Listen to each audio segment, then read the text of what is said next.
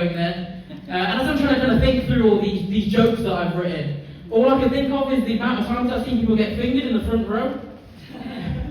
And all the kind of times that we had like kind of phone parties there. But the main reason they weren't kind of doing phone parties in these kind of places wasn't because they actually wanted to get people out and, you know, having fun in the phone. It was managed to kind of get rid of the STIs that were in the room.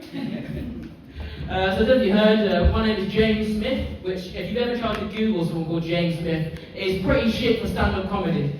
It's pretty much the kind of worst possible name you can think of when it comes to kind of promoting yourself. Do you know how many James Smiths there are in England?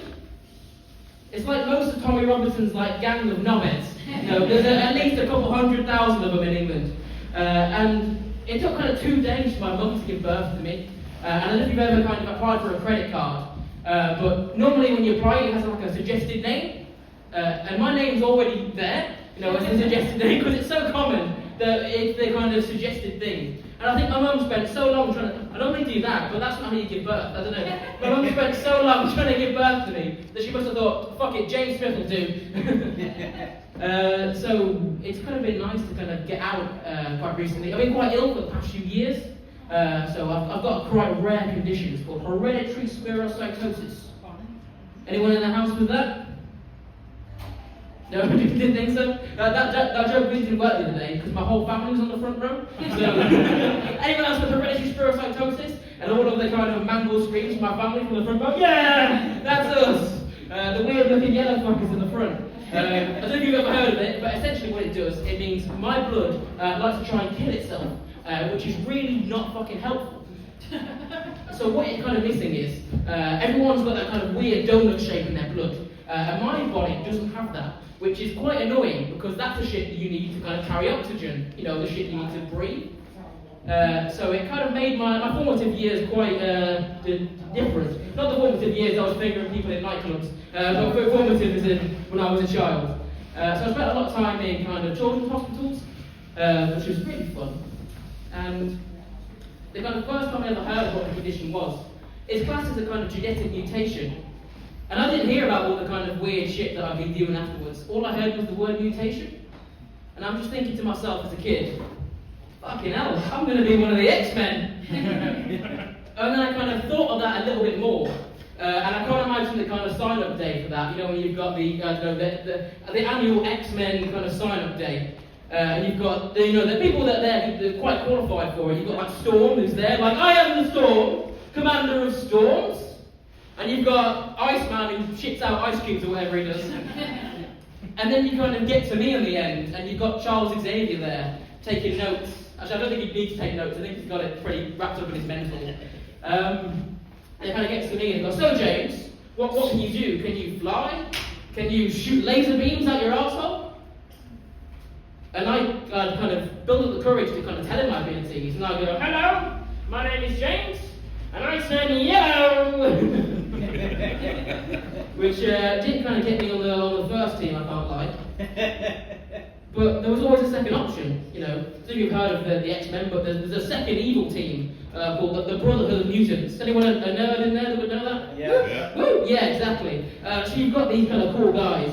But, you know, I wouldn't be fighting some of the kind of shit kind of superheroes, you know, like Iron Man. I'd be there fighting iron deficiency. And, yeah, but when I was a kid, I didn't really know the kind of full extent of what it is. Because, you know, most kids are pricks. And I include myself in that. I got a love from the teacher there. She knows full well. And I kind of wasn't fully aware of it. So where I was in the unit, I'd have to have constant blood transfusions to kind of cure the Mr. Happy looking ass that I was. So a couple of days in a blood transfusion machine and I was all good to go. But there were a lot of kids around me that were a lot more kind of unfortunate than me.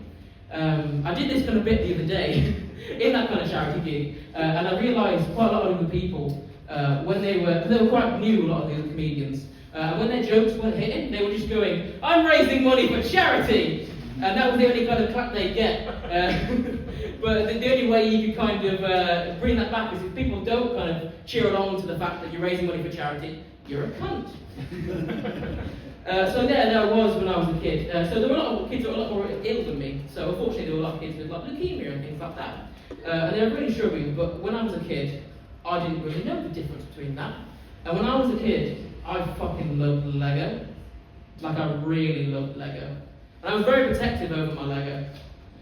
So can you imagine the shock on my mum's face when I out loud said in the little communion space in front of all the other children, Mum, can you tell that little bonkin over there to stop playing with my Lego? The karma kind of came back to me, that one quite recently. So I failed my driving test quite recently, which is quite fun. Anyone else here failed the driving test? No? That was a very confident no. I'm not shit like you. Anyone else that has failed one? Or are you all just exceptionally good drivers here in Stoke? Yep. So I was doing mine in Wolverhampton. If you've ever driven in Wolverhampton, everyone drives like it's kind of some kind of Mario Kart session. And I was kind of finally doing my test. And I've been having this kind of weird kind of stirring pain that was building and building and building and building. And I thought that's just kind of general anxiety crap that we all get. Turns out those general anxiety cramps that I was getting was, in fact, appendicitis, which is just what you want on your driving test. And I was in so much pain that I kind of snapped back to the test centre. And the main thing that was worrying me was, I spent so much money on trying to get this driving test, because you can't just book onto them. You've got to kind of pay some kind of shady online drug dealer to get you a driving test. You have to go, okay mate, I've got like £300, can I have a test that's, in the next 6 years please? So I spent all my money on actually getting the test. So to actually learn how to drive, I wasn't doing it with an instructor. That'd be stupid. I was just playing GTM, which is really fun. If you don't kind of rob the banks, it can be quite an informative game. So instead of kind of shooting up kind of prisons and banks, I was just kind of stopping at the lights. I was driving to the petrol station, filling up my pockets with the snacks in the little vending machines there, murdering a couple of prostitutes. It was all part of the kind of training for this. So when I kind of snapped back to my actual test, I was like, what the fuck is going on? And I finally kind of came back to the hospital afterwards, kind of thinking, oh god, I have no idea what's happening. And because I mentioned my condition is so rare, there's about 1 in every 200,000 people that have it. Which isn't really filled with confidence when you tell the doctor these things, because they don't know anything about it as well. So when you're kind of explaining the things to the doctor, you go, it hurts here, and it hurts here, and I'm going all yellow. And the doctors think and they go, and they take a note of things they've said. And then they turn and they Google it behind you, which really isn't kind of filling me with confidence. But when I kind of finally came out of the test, I awoke and my girlfriend was there. If you don't know, my girlfriend's a police officer. She's quite stressful when I did this gig the other week, and she was behind me. And it's quite scared. If you're kind of scared to make jokes around your partner normally, when they have the kind of general things they can attack you with at home, like a slipper. But when your girlfriend has access to police-grade weaponry, sometimes you're a bit more edgy when it comes to the jokes. But when it kind of finally came out, it really reminded me of what it's like when I tell people that my girlfriend's a police officer. Especially kind of people my age that do, lots of drugs and gangs and, I don't do that kind of thing. So you can tell that I'm not in the kind of category of the fuck the police people. But I kind of have to pretend to be when I'm around certain people. So I kind of have to go, yeah, I fucking hate the police. Dickheads. Or I can do the other avenue of this and go, hang on a second. I'm dating one of the police. I do fuck the police! Thank you very much, I've been James Smith.